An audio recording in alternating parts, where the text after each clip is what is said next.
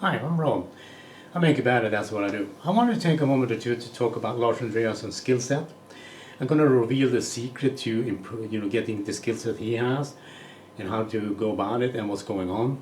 And in the video below, he's talking about instinctive learning or reflexive learning, and he's been saying that it's instinctive, but he was wrong about it. Not really. You see, people when they try to understand something, they have these concepts about learning or something, which is wrong. You have to understand the context first, and the context here is archery. By shooting an arrow, you can hit a coin in the air in 10 to 20 hours of practice, as his large students does. He teaches anyone who is never shot an arrow in his life to hit the target in the air in 10 minutes. Every time. In 10 minutes, you can hit that target. When he's throwing himself in the air, you can hit it with an arrow, even if you never shot one. So what's going on? Well, let me explain that first. About instinctive or reflexive behavior is pure. That's for debate. That's because you don't understand things, right? That's what happens with that stuff. First, it's a learnable behavior. It's not a talent. It's something you can learn to do. A learnable behavior within the context. And once you learn something within the context, you have hand-eye coordination, and you have a contextual memory. That's how context works. Because after a while, a context with hand-eye coordination becomes a memory. And acting the activity of the context you do it. Not that difficult to understand, I think. Now, here's the thing. Once you then are trying to learn things, you can do it in basically two ways. You can tell people how to do things, which takes time, and usually the progress of the individual is very slow. And the reason for that is the feedback and the perception you create with the language itself, the semantics, talking to people. Lars breaks it down to very simple. This is a bow, hold the bow like that, take the arrow, put it on the outside, that's about it. Then he goes and takes one of those pads, throw it up in the air, and tells this, hit that with the arrow. Now, in 10 minutes, he can then make someone hit it all the time. Pretty good. He doesn't need to explain anything else. Why is that? Is that instinctive learning or reflexive? Neither. You have to understand how feedback works with the human neural system. When a baby is born, they can't lift their head up like that because they have to learn it. They lie on the ground, and they're trying to get a head up, but their kind of muscles are weak, and the neurons are not firing properly. After a while, it takes takes a while before the baby can raise their head so they can keep it up. And while they do it, it's not stable. It just kind of wobbles a little bit like that. And at some point, they learn to keep doing that and keep it up without the head falls off and like that. When you fall asleep, for example, either on a train or a bus or in your home, and when your head drops, you kind of wake up and you go, oh, what happened? Where do you think you learned that? You learned that as a baby. We didn't know that. And when people are trying to tell you, you can't tell people that well, when you're falling asleep and your head is kind of dropping and reflex in your muscles then are firing off, you can't tell people how to do that because that won't work. Try to talk to a baby to do that, they can't do it because they don't even understand language at that point. Kind of weird, right? Once upon a time I didn't understand anyone around me. Ooh, weird. Now, what you want to do is that most people, that when they teach anything, tennis, golf, archery, whatever subject in sport, they tell you how to do it and things, and that means that there is a missing ingredient here. Because here's the thing: you can imagine how to do it, you can watch someone do a golf swing or whatever, you can't learn it anyway, because what's missing is this. So you can imagine that you're hitting yourself like that and thinking, okay, I'm gonna imagine how that feels like, and yeah, but when you actually do it, it's going to be different every time. Even though neuroscience tells us that the neurons that fires is going to get bored and not fire anymore, it's not going to happen. That's kind of a weird thing. So every time you try to imagine how it's going to be, and when you actually do it, it's going to be a slight difference there between them every time. It's because the neural circuits, have to be activated in a specific way when you actually do things, versus thinking about them.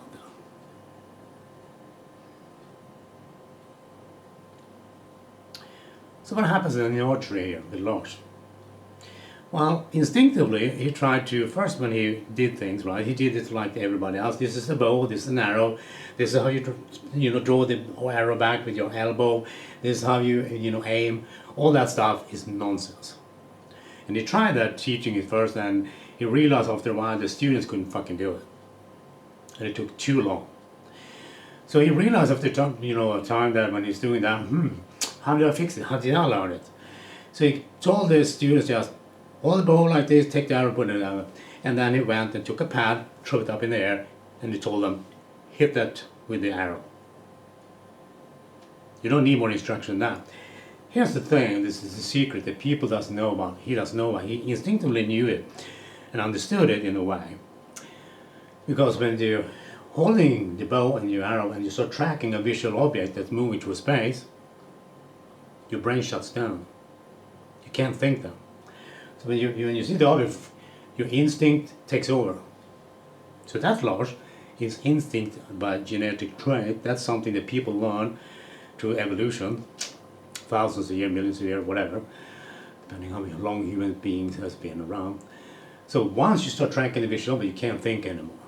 Now, that allows the brain, when you either hit the target with the arrow or not, to get that feedback when you actually hit something or not. But if you imagine it, the feedback is lacking. Your brain can't really update itself. Update your memory, as I like to say. Your reality may have changed. But you just imagine thing, it's not enough for the brain to actually update that memory or improve your skill in that context. So when you start doing throwing objects in the air and your brain shuts down, you can't think at the same time. Your brain goes silent mode. You don't need to believe me, you can just try it out and realize that's how it works. That's the big secret of improving your archery to a level that people will tell you is impossible. Or you can shoot arrows with arrows in the air like Robin Hood did. Or 7 arrows to a keel in a row. I was always wondering when I saw the first video he did that, why did he stop? Because if he shoots 7 arrows in a row, he probably could have shot a few more. But I guess he wanted someone else to maybe shoot 8 arrows or something like that, and they can improve on that. Keep it going. So the feedback portion of all this is very critical, because this is how part of the instinctive learning works for humans. Well, as soon as you track that, you can't learn that. It's something you instinctively have with you, as a human being. Once the contextual memory has formed and you update your hand-eye coordination in context and you improve your skill set by feedback here, who is not you're tracking objects moving, you get to a point where this becomes a reflex. So both of them talking about this stuff are actually both wrong and right at the same time. The problem with that kind of conversation they have is they don't understand the learning process, which I just explained in learning archery in this case. Now this applies also to any other sport or such where you're throwing objects at something. In South Korea, for example, they teach archery that way. They can't shoot arrows, they just do this. They tell people to take the bow and they take this, and then they adjust they have to have a perfect, like that, and they adjust it, and they can't shoot arrows for 2 years. Instead of understanding, if they apply this, what I talked about in this video, they could improve their hand-eye coordination in a week beyond what they can teach in 2 years of that shit.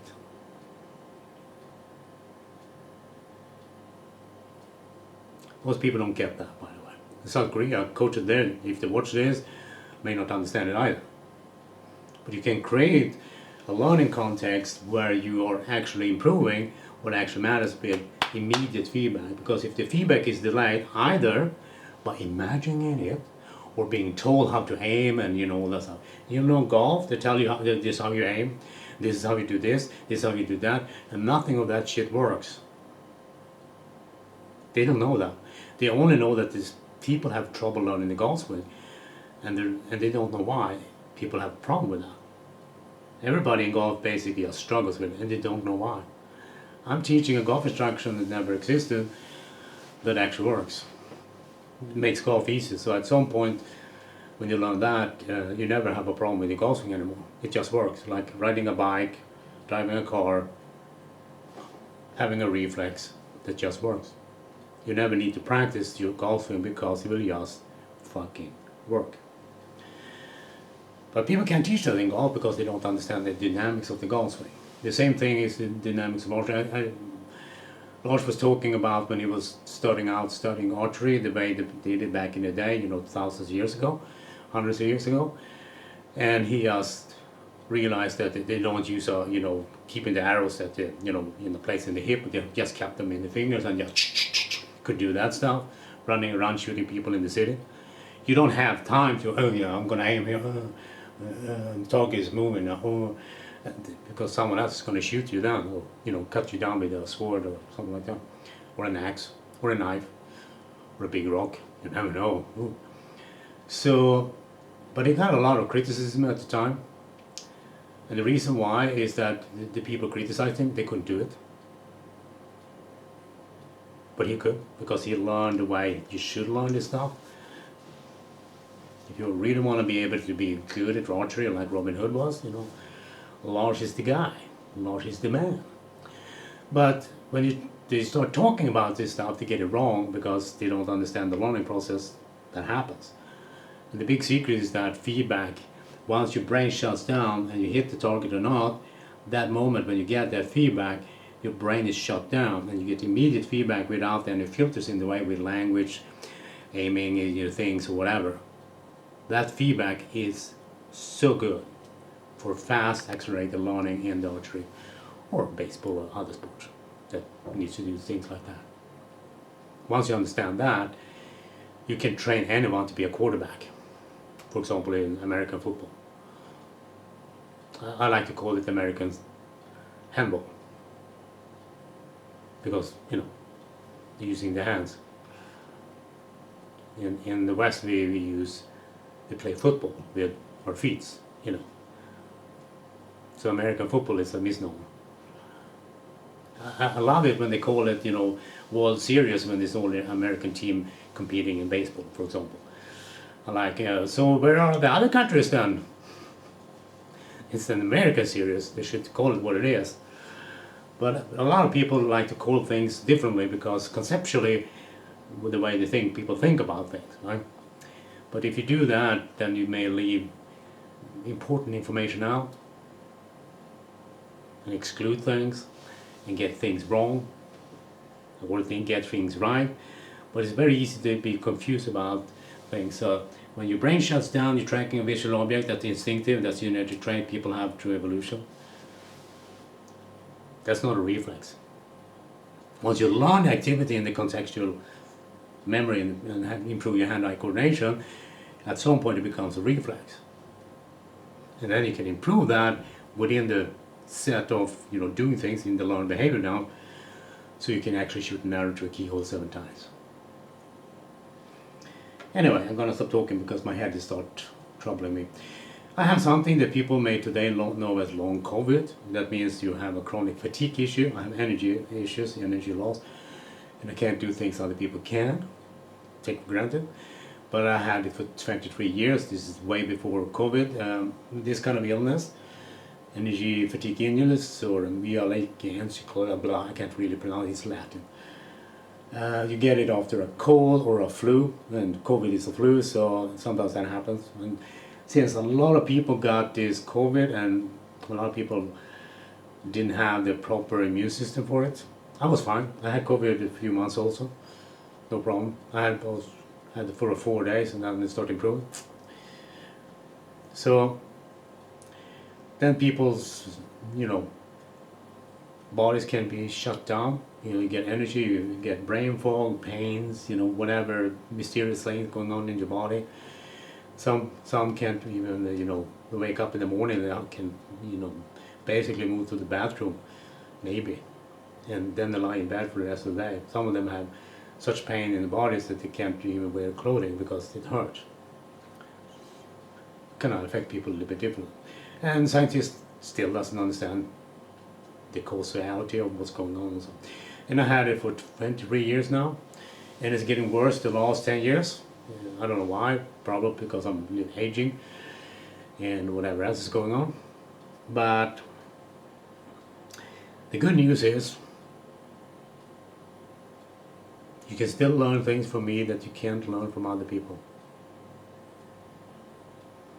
But this is also why I don't, keep a big presence outside my little YouTube channel and such. And the reason for that is, simply put, because it costs a lot of energy to interact with people. So I try to avoid that. I avoid, public gatherings and stuff due to everything. When I go shopping, I go in the evening, but there's less people out and such. I've been doing that for a long time, by the way. And people say, well, that sounds like a psychological problem. Well, could be, unless if you're not just fucking tired all the time. I said, can you explain that?